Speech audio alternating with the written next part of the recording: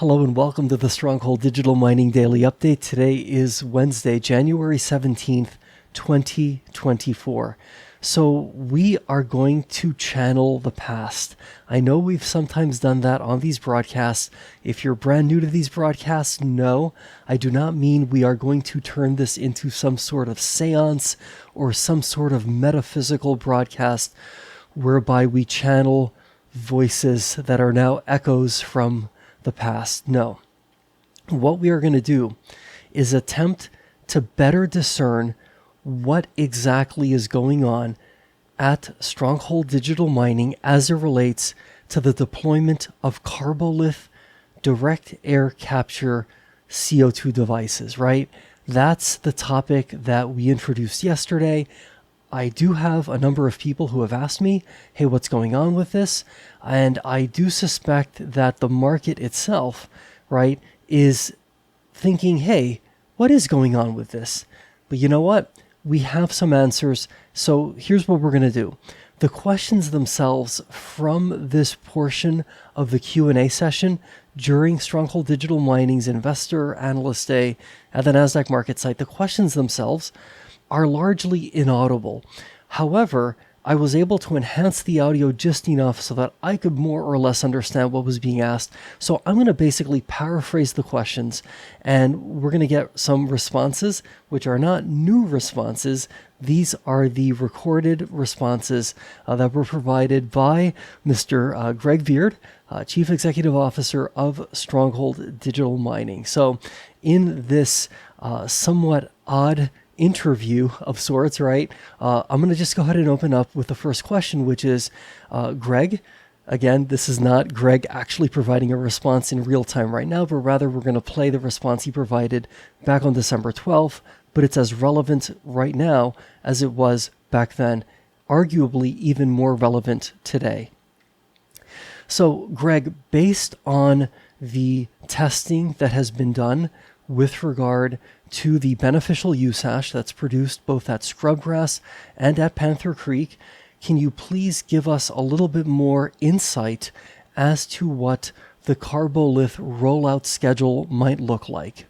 I think the results encourage us to push forward as rapidly as we can. So, to tell the truth, we knew that the ash had the chemical composition that it has that captures carbon. So I think we're not surprised of the good test results in the field, as they support what happened in the lab. So I think we were expecting to go pretty quickly, but I think we probably have another, I would say, 60 to 90 days to go slow to, I would say, perfect the Karbolith design. And that's going to then, once we get that design perfected and airflow through the ash maximized, hopefully that's going to result in not having to build as many. So if we don't get the efficiency right, then we need more of them. And at $50,000 to $75,000 each, we can take the few extra months just to save the associated CapEx from having a less efficient design. Okay, thank you so very much for that response, Greg. I think that's actually very helpful and informative. Okay, so the next question has to do with, I know you've described throughout this presentation the idea that every week we're getting more test data. When can we expect to sort of get an update as to how that test data, like what kind of test data we're getting and, how that might inform whether or not we're pretty much ready to stop, sort of like tweaking the engineering process and to just move forward with the assembly and construction and deployment of Karbolith direct air capture CO2 devices? Yeah, I think we're going to have every week we get another batch of tests back. And so to the extent that we have news that's bad, we'll come out with it, and good news we'll probably wait until year end or shortly thereafter. But I think the plan. I think you should expect us. I think we've said that we will be like in the implementation phase fully during the first quarter of 2024, and I think that's true. That's still true. Okay, that's actually very, very helpful. Yeah, I mean, early in the new year can mean a lot of things, but certainly it sounds like we'll probably hear something, certainly within the first quarter, given the fact that, as you mentioned, hey, we're going to be like fully implementing this strategy beginning now in the fourth quarter. I'm sorry, in the first quarter. Hey, can you provide finally, just real quick, any insight as to how this is going to play out? Will both Scrubgrass and Panther Creek be getting Karboliths at the same time, or what's the company's thinking as it relates to that?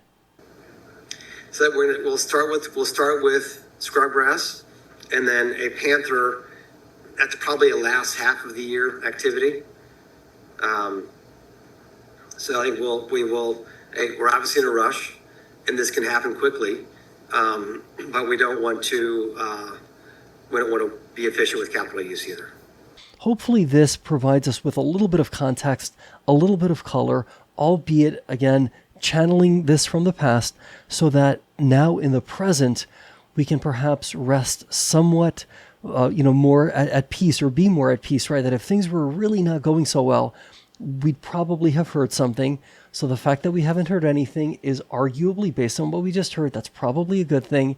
And at some point in the not too distant future, we will be hearing more about the progress that is being made, with regard to our direct air capture CO2 program, which I really do think is amazing. Okay, I hope you thought this was kind of fun too.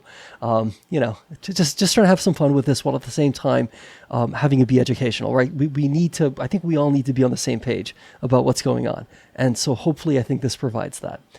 Let's stay positive, let's be great, and we'll see each other again tomorrow.